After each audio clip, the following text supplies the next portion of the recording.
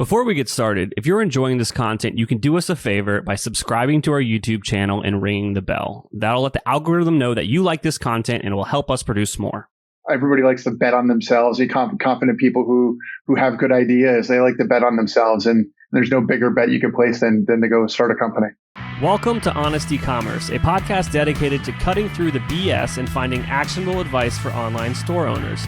I'm your host, Chase Clymer, and I believe running a direct-to-consumer brand does not have to be complicated or a guessing game. On this podcast, we interview founders and experts who are putting in the work and creating real results. I also share my own insights from running our top Shopify consultancy, Electric Eye. We cut the fluff in favor of facts to help you grow your e-commerce business. Let's get on with the show. Welcome back to another episode of Honest Ecommerce, everybody. I'm your host, Chase Clymer, and today we're welcoming to the show potentially one of the bigger names that we've had, but I'm not going to tell you who just yet. I will introduce him, though. John Sheldon, welcome to the show. How are you doing today? I'm doing really well. Thanks for having me on the show, Chase. Alrighty, so you are, I'm not going to do the position just yet either, though, but you've got a pretty cool job these days, right? But take me back in time. How did you kind of end up in this position, kind of in the C-suite at a very well-known direct consumer brand? That's what I'll give. Thanks. Yeah, I have been working in and around the e-commerce space since the internet was made of wood. I mean, it's about 27 years now. I've been working in digital businesses and specifically e-commerce. Started my career really on the consulting side, really helping businesses recognize the dawn of this new era and helping consulting while we all learned together, what this was going to mean for them and their business. And then I shifted my career after that consulting, including a business that I helped found in Boston, and then shifted my career after that into the agency side, and so was really learning more of the broader marketing implications for operating, with consumers directly through this internet thing. And then, through a bunch of relationships, I got pulled basically onto the client side, and I spent some time starting at eBay. When they bought a company that I had just started at, I was there for 11 days, and then eBay bought GSI. And so, when that occurred, it gave me a real opportunity to learn e-commerce from the inside, and that the group I was in inside of eBay, we ran performance marketing for about 120 retailers, and so it was a really great experience. I went from there to Mastercard, where I had responsibility for the global innovation pipeline there, working underneath the chief innovation officer, and Mastercard Labs, which is one of the better run innovation programs inside of a Fortune 500 company in the world. It's a great program that they have. But really, I was a marketer at heart, and so I wanted to step back into the world of marketing, and so that's when the folks at SmileDirectClub found me and asked me to come in, and I started as the chief digital officer, but moved over pretty quickly into a chief marketing officer role, and it's been a great ride. I've been with the company for 4 years. The whole company is only really 7.5 years old, and that's 7.5 years since somebody sent an email that said, "Hey, do you think anybody would do this?" What's great about working at a company so young but with such high scale is you're just spending so much time learning about the business and pivoting and really just trying to take advantage of the latest set of insights that you have about consumers and how the business works. Absolutely. What's really funny is if anyone was familiar with the tagline or like an actual customer, I'm a customer actually, you would have figured it out by seeing your background on the video. But for the listeners, maybe you check out the YouTube channel sometime. I do have a question, though, about your history. And I think that a lot of people that work in the e-commerce industry, there's always this pool to go to like one side or the other. Like the grass is always greener. Like if you're on agency side, going to a client, it's always better. And then client going back to the agency, it's always better. So what's your take on that for people that like kind of just exist in the ecosystem like you and I do? My experience, and obviously take it for the Q of one, is more people want to try to get from the agency environment into the under roof environment on the client side than going the other way back. I think particularly if you're working in D2C, there's an element of ownership and an element of uh, impacting the business, and literally turning some dials and levers on, in the morning and seeing the numbers run up in the afternoon, and the feeling of ownership that comes with that becomes a little bit addicting, right? Yeah. And I think for me, that's how I think about it. The agency side is really valuable for people to help them get scale. They have tremendous amount of knowledge, on the agency side. It's a great way to learn businesses, and learn what kinds of businesses work for you. Again, as a person who spends a ton of time on the agency side, I really loved working on different clients' businesses because it stretched your mind in so many different ways. At one level, you could think of, a year at an agency is potentially 2 or 3 on the client side, because you're getting exposure to multiple clients and their different models. Yeah, that's one of the things that I always talk about is just our learning curve is so much faster at the shop. Like we're dealing with about a dozen clients at a time, and that's a dozen more problems every day and solutions that we have to creatively solve for. So it's definitely a masterclass in kind of e-commerce education on that side of things. But I think that you are right. A lot of times people do like to go, not necessarily up market, but like to focus on one problem and see how well they can solve that kind of. So I think that, working for an agency almost is like an e-commerce college, as you will. Only thing that I'd say is better than that would be starting your own business.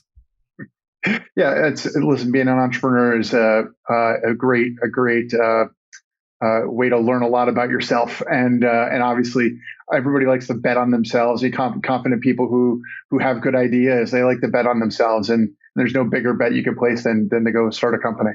Absolutely. And it's even if it doesn't work out, just what you learn doing the thing is invaluable. I would say it's definitely get out there and do it if you've got that itch in your heart and you want to be an entrepreneur. I just love entrepreneurship. That's kind of the root of where this podcast even came from, was just learning stuff from other smart people, and hopefully someone listening finally makes that leap of faith in themselves and goes out and does something cool, and maybe we'll have them on the podcast in another year. Absolutely. And the good news is there's never been more tools available to you to be able to go do that as easily. I mean, when I started doing this stuff, 20 years ago, 25 years ago, I mean, what you had to, the lift that you had to put in place just to get to sell your first unit of something is, nothing compared to, you could stand up a Shopify, site in a day or two and be selling out of that. I mean, so it's a completely different world. How far along was SmileDirect when you kind of joined the team?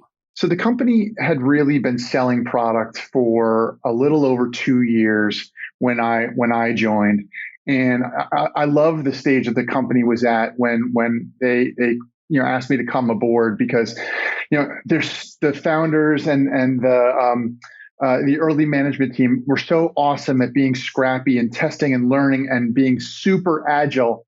But the things that you have to do to be that agile is a lot of chewing gum and baling wire, right? And so eventually, as you scaled, and this business scaled really rapidly, I mean, as they got into the 9-figure revenue piece, all that chewing gum and baling wire started getting loose and coming apart. And so what they asked me to come aboard and help them do is try to maintain the agility that the business had always had, but really work to replace the underlying people, process, and technology, particularly around marketing, obviously my role, but help the business to get to the next level and build out the size team that we need to manage the budgets that we do and to the size of revenue that we've grown to. Absolutely. It's funny that you say that, being held together by chewing gum and twine. It's the story that you hear from any of those startups that really hit the nail on the head. And I know that one thing that like helped you guys it didn't help, but the pandemic happened and you guys were in a unique situation to kind of almost capitalize on that. So could you speak to that a bit more? Sure, it's a bit of a good neugh, bad news thing with the pandemic. Bad news first is we had 400 shops where people got started in their relationship with us. Everybody starts online, but then 90% of customers were going into one of our stores to get a scan. We had to shut those down overnight. And so the kit business, the impression kit, where you can do the 3D impression of your teeth, it was really the business started with that. It kind of had shrunk. That part of it had shrunk down to about 10% of our business when the pandemic hit, and basically overnight had to become 100% of the business. Mm-hmm. And so, a little bit of headwinds, as it relates to that. And I would say secondarily, as a business that's really focused on affordability as a big part of our value proposition, the very people who were our core customers are our core customers because of that affordability proposition. They've been struggling in this pandemic time. Now, flip side is a couple of other things have helped us become tailwinds for the business. Number one is obviously the huge tailwind that telehealth has had. I mean, we've leapt forward 10 years on telehealth during the pandemic, and so being the largest dental telehealth provider, it just has benefited our business phenomenally that way. And then lastly, in a world where it's all this Zoom glow up stuff, I mean, everybody's staring at themselves on Zoom now. We've had a lot of that. People desire to straighten their teeth because they're looking at themselves on camera all day long. I saw some studies like 52% of the time you're on a Zoom, you're looking at yourself or something like that. I mean, I think it's one of those statistics that's overlooked, but and you're judging yourself and what dermatology, and there are like Zoom facelifts for the camera angle. I mean, there's all kinds of stuff going on, and we've been a part of that as well in the pandemic. So that's helped kind of balance out some of the headwinds that we've seen as a result of the uncertainty and the inflationary period that we're in right now. If you're struggling with scaling your sales, maybe Electric Eye can help. Our team has helped our clients generate millions of dollars in additional revenue through our unique brand scaling framework. You can learn more about our agency at electriceye.io. That's electriceye.io. Mesa is the all-in-one answer for automating the everyday challenges of running a Shopify store. With automation, you can focus on the bigger picture, knowing that everything is still getting done reliably and efficiently. Join successful brands like Mudwater, Chubbies, and Golden that learned how to use clever workflows to get more done without more overhead. Whether you need order details in Google Sheets, products added in Etsy, or customer information updated in your CRM, Mesa connects your data where it's needed most. To put it quite simply, Mesa is a better way to work. Browse pre-made templates for Shopify's most popular apps to get your first automation up and running in minutes. Search for Mesa, that's Mesa, in the Shopify App Store and download the app today. Our partner Rewind can protect your e-commerce store by automatically backing up your business-critical data. Rewind should be the first app you install to protect your store against human error, misbehaving apps, or collaborators gone bad.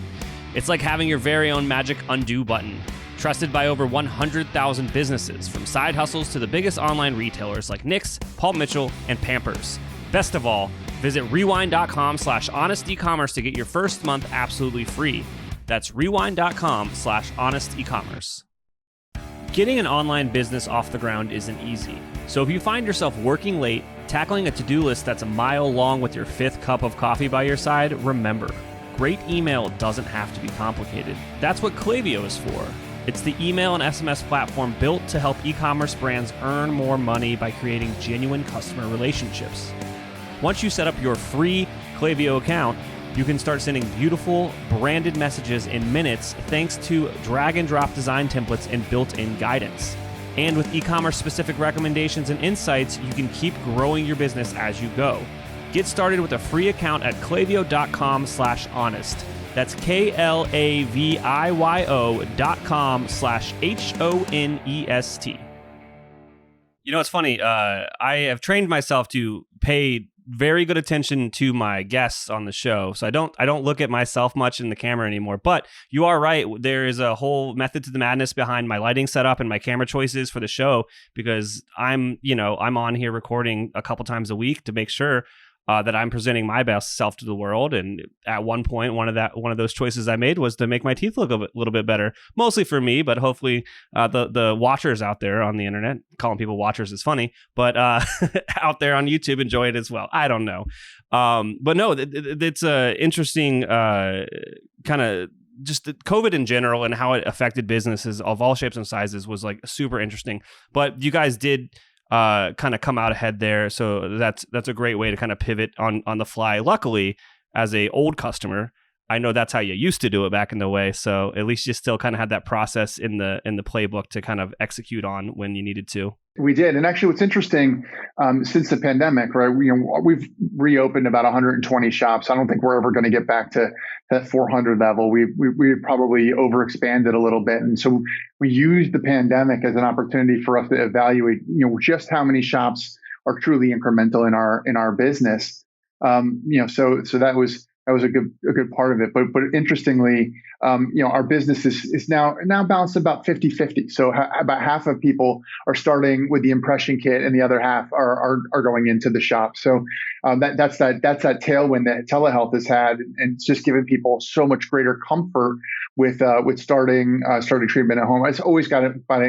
And under all circumstances, you're going to have a doctor behind your treatment, but whether you start in the shop or start from home. But people are just more confident and comfortable with it from home today than they ever have been. Absolutely. And that kind of leads into the next question here. Now, with your SmileDirectClub e-commerce customers, how are you seeing like kind of their demands changing, and how is that, how do you see that shifting in the future? Probably the biggest thing that I would talk about is how we've expanded what we offer.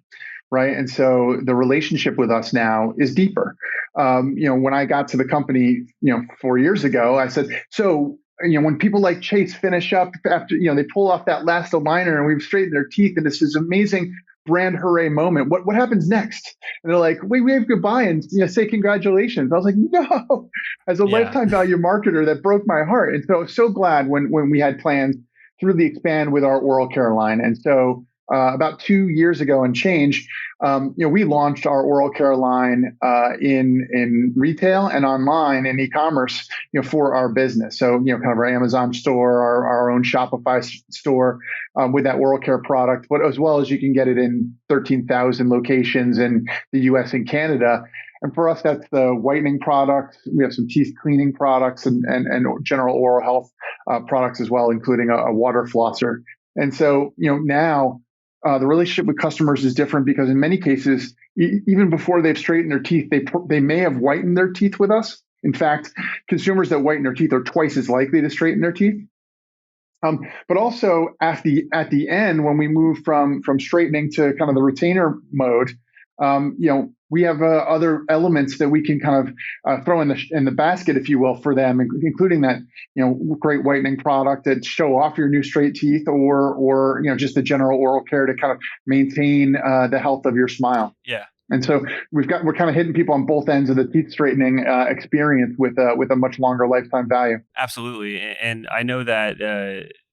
Having those extra products, increasing that lifetime value is just something that anyone that's starting a business needs to think about. And, definitely keep it lean at the beginning with like an MVP and bring that to the market. But once you know that it works, you need to come up with other offers to keep it going. Because if it's just one and done, then you're constantly acquiring new customers, which is very expensive. No question. Now it's one thing when you've got a $2,000 product to offer, and so you have a little bit of elbow room on your CAC, but it's more challenging if we were just talking about $35 for the whitening, it would be a completely different world.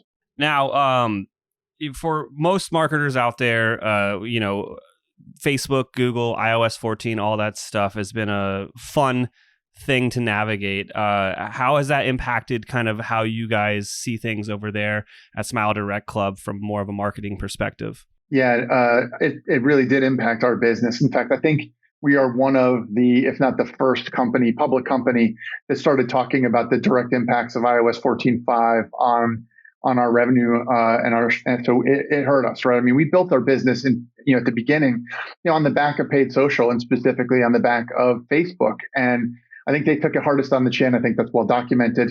And, the good news for us is we had already been planning for how to mitigate the risks associated with being so focused on paid social and specifically on Facebook. We had actually done a wargaming exercise that said, what happens if Facebook goes away? What would you do? And so we kind of had that playbook already at hand that allowed us to start to go through that exercise in real life as the performance impacts we saw from iOS 14.5, really started to hit our business in meaningful ways. Now we took a dip as a result of it, but I think we came out of it. And actually, I just was in a meeting this morning where Facebook we're at better performance now than we were pre 14.5. So we've found our way through it and around it, and but it took us a year to really get our sea legs again and be able to take full advantage of what the Facebook environment can provide. And we're spending money instead. We're doing things on TikTok, which is a big part of where our customer is, right? The 18 to 35-year-old women.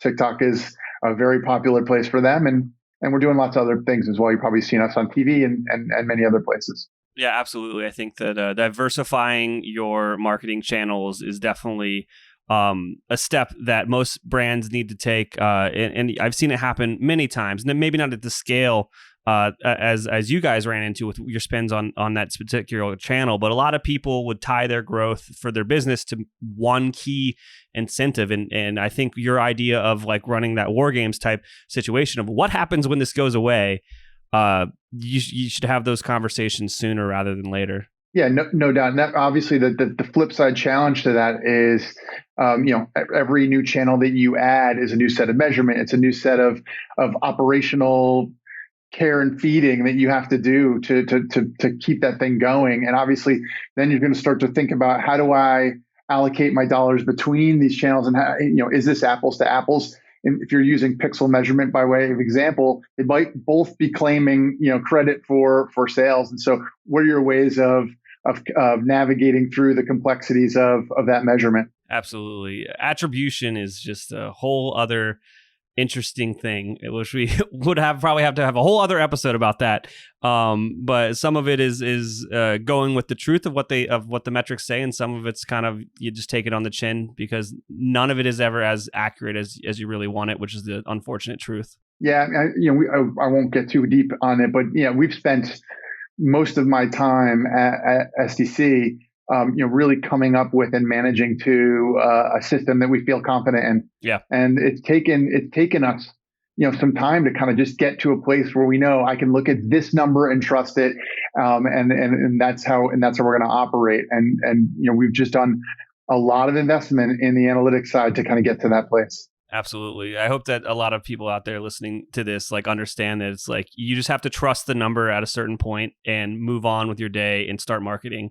It's just you got to get the stuff out there. You got to get data back, and you got to iterate upon it. No doubt. Awesome, John. Now, is there anything that I forgot to ask you about today that you think would resonate with our audience? Yeah, I mean, I think, the one thing, I know you have a lot of early stage, businesses that are out there. And, we started as a disruptor in the space. Nobody had kind of gone into the orthodontic, brand space before, and certainly not on the D2C side. And, we're making a big transition from being a disruptor into being a true, genuine challenger brand. And, I think for me, that's been a really fun exercise for our business because, Invisalign is our competitor, and they're kind of the Kleenex brand in teeth straighteners. There is no other brand to talk about, really. Yeah. And so, when you think about them, what we've done is, we've actually gone out and started, creating equivalencies between, our outcomes and theirs, and our brand and theirs, and showing the differences to the consumers about, what's like when you own a vertically integrated stack versus the way they have to sell through channel, which is why we can do it for 60% less. And so, just showcasing that and being unafraid to be a challenger brand and to really put yourself up against an industry leader and a brand leader it's both a fun challenge as a marketer, but also it can be, importantly, brand building. You have to be careful in how you do it, by the way. If you do it the wrong way, you'll end up building their brand more than your own. But that's something you have to kind of work through the steps of it. Just how far down the challenger path are you really going to go? You've seen all these Netflix shows about the failures that have happened. I want to see one with some of the winners come out, because the nerd in me loves a story like that. So hopefully one of these days we'll see something come out of it.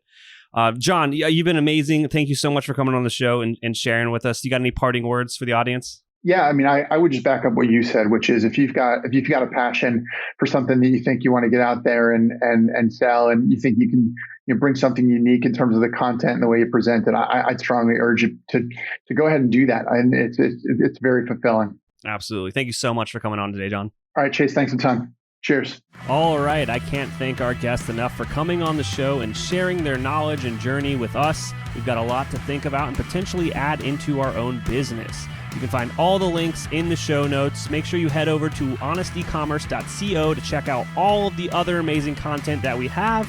Make sure you subscribe, leave a review, and obviously, if you're thinking about growing your business, check out our agency at electriceye.io. Until next time.